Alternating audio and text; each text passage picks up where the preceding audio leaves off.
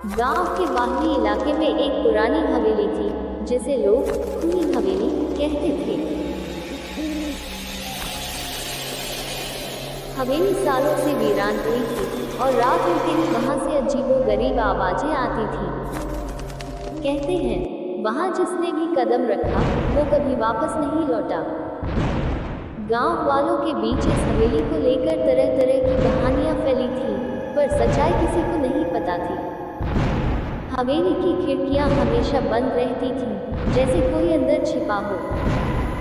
दरवाजे पर जंग लगे ताले को देखकर भी लोगों की रूह कांप उठती थी। राघव गांव का एक नौजवान था जो इन सब बातों पर यकीन नहीं करता था। वह पढ़ा लिखा था और भूत प्रेत जैसी बातों को अंधविश्वास मानता था। उसने कई बार लोगों को समझाया कि ये सब सिर्फ अफवाहें हैं, पर कोई उसकी बात सुनने को तैयार नहीं था। एक दिन राघव ने ठान लिया कि वह इस हवेली के रहस्य से पर्दा उठाकर रहेगा। उसने अपने दोस्तों से बात की, पर सबने मना कर दिया। आखिरकार उसने अकेले ही जाने का फैसला किया। उस रात राघव ने हवेली में जाने की पूरी तैयारी कर ली। उसने अपने साथ एक टॉर्च, कैमरा और कुछ खाने पीने का सामान लिया। रात के अंधेरे में वह हवेली की ओर बढ़ा। रास्ते में हवेली के बारे में सोचते हुए उसके मन में डर का एक अजीब सा एहसास पैदा हो रहा था, पर उसने खुद को समझाया कि ये सिर्फ उसका भ्रम है। हवेली के पास पहुंचकर उसने गहरी सांस ली और धीरे धीरे उसके अंदर कदम रखा। जैसे ही वह अंदर गया, हवेली का दरवाजा अपने आप बंद हो गया। राघव चौंक गया, पर उसने सोचा कि यह हवा के कारण हुआ होगा। उसने अपने कदम आगे बढ़ाए। हवेली के अंदर चारों ओर सन्नाटा था।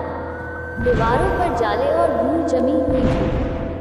हर कदम के साथ फर्श से चिरचिराने की आवाज आ रही थी, जैसे कोई बहुत पुरानी चीज टूटने वाली हो।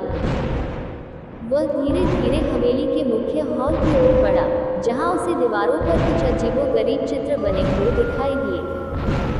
उन चित्रों में खून से लथपथ चेहरे, चीखते हुए लोग और आग में जलते घर दिखाई दे रहे थे। उसे ये देखकर कुछ अजीब लगा, पर उसने अपनी जिज्ञासा को काबू में रखा और आगे बढ़ता गया। तभी उसे एक धीमी सी आवाज सुनाई दी। यह आवाज ऐसी थी जैसे कोई सिसक रहा हो। उसने ध्यान से सुनने की कोशिश की। आवाज हवेली के पीछे के एक कमरे से आ रही थी। उसका दिल तेजी से धड़कने लगा, लेकिन उसने अपने कदम पीछे नहीं हटाए। वह धीरे धीरे उस कमरे की ओर बढ़ा।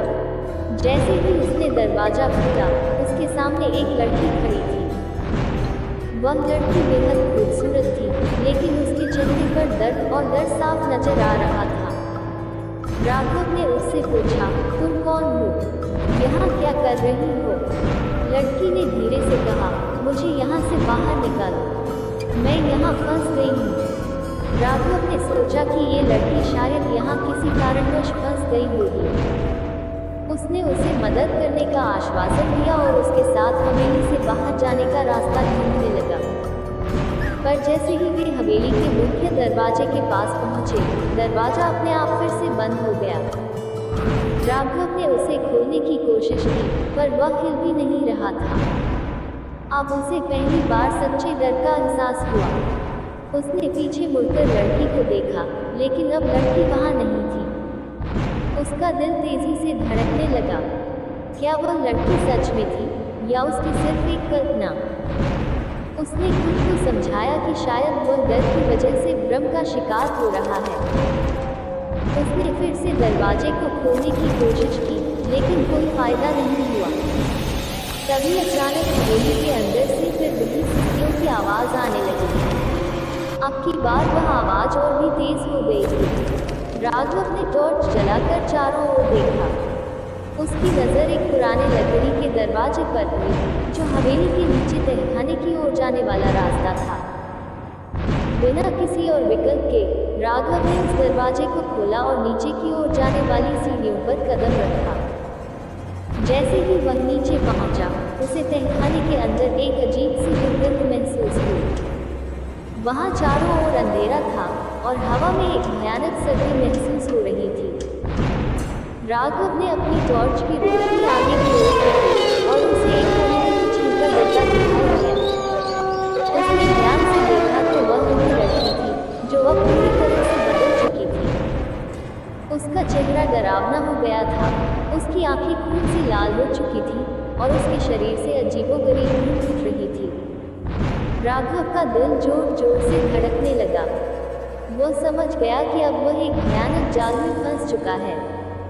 लड़की ने धीरे धीरे उसकी ओर बढ़ना शुरू किया। राघव ने पीछे हटने की कोशिश की, पर उसके कदम भारी हो गए थे। वह बुरी तरह से कांपने लगा। उसके पैर जमीन से चिपक गए थे, मानो कोई अदृश्य ताकत उसे वहीं रोकना चाहती हो। लड़की ने पास आकर धीरे से कहा, तुम भी उन लोगों की तरह हो जो यहाँ से बचकर नहीं जा सकते। इस हवेली में जो एक बार आता है वो यहीं का हो जाता है। राघव की सांसें रुकने लगी। उसने हिम्मत जुटाकर भागने की कोशिश की, पर उसकी टॉर्च जमीन पर गिर गई और बंद हो गई। अब चारों ओर अंधकार था, सिर्फ लड़की की आंखों की लाल चमक उसे दिखाई दे रही थी। राघव चीखना चाहता था, पर उसकी आवाज़ भी गले में अटक गई थी। वह अब खुद को पूरी तरह से असहाय महसूस कर रहा था। तभी हवेली में एक जोरदार धमाका हुआ और राघव को लगा जैसे पूरी हवेली हिल गई हो।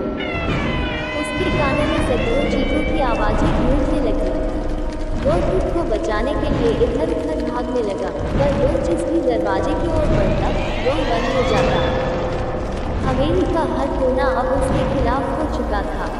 वह अब हवेली की कैद में था। कुछ घंटों बाद गांव वालों ने हवेली से तेज चीखों की आवाज़ें सुनी। वे सब डरे सहमे हवेली के पास इकट्ठे हो गए, पर कोई भी अंदर जाने की हिम्मत नहीं जुटा सका। कुछ ने दावा किया कि उन्होंने हवेली की खिड़कियों में किसी आदमी को दौड़ते हुए देखा, पर वह कोई और नहीं बल्कि राघव की आत्मा थी।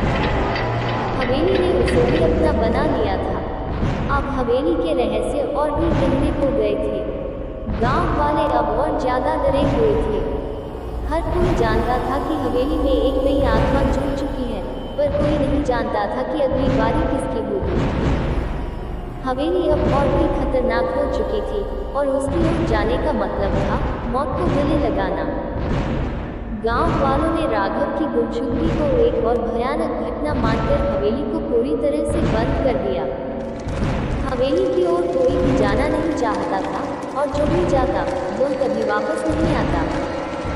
हवेली के दरवाजे पर अब सदियों का ताला लग गया था, पर हवेली के अंदर की चिट्ठियाँ